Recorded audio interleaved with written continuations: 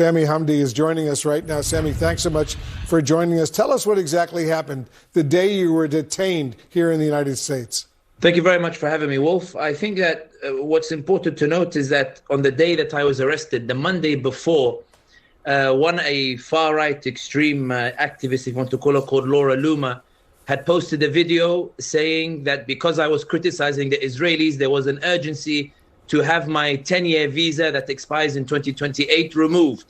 I didn't take her tweet seriously. On the Wednesday, she tweeted that she had flown to Congress and met with officials and that, quote, "I have good news coming to you in 2 days."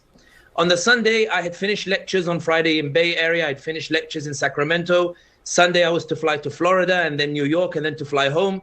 When I checked in my luggage, I passed through security. I looked up to see where gate D38 is to fly towards Tampa. And the man approached me and said, "Excuse me, are you Sami Hamdi?" I said, "Yes. Your visa has been revoked, so now you are here illegally." I said, "Why has my visa been revoked?" They said, "Here is the memo from the State Department." I read the memo. It did not state any reason whatsoever. When I asked them, "Okay, do you know the reason?" They said, "We don't have any reason. We just have orders to detain you." I told them I'll book my ticket and fly straight home to London. You know, I work in London. They said, "That's not how this works." And 5 other agents suddenly appeared.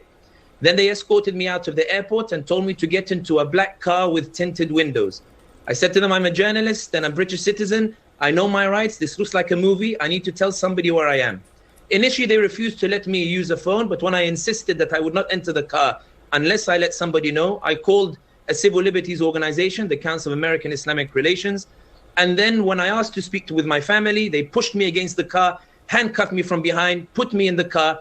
I would then enter a van and then enter another car on a 6-hour journey to a facility in McFarland where I was detained for 18 days until 2 federal judges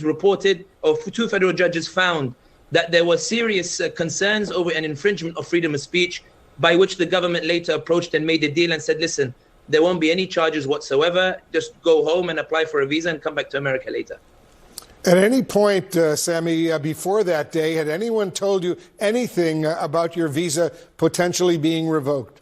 There was no indication whatsoever that my visa was under review. No one contacted me to tell me it was under review.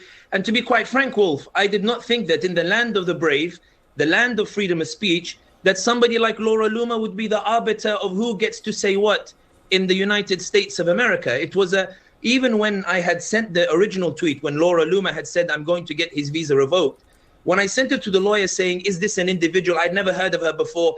Is this an individual I should be concerned about?"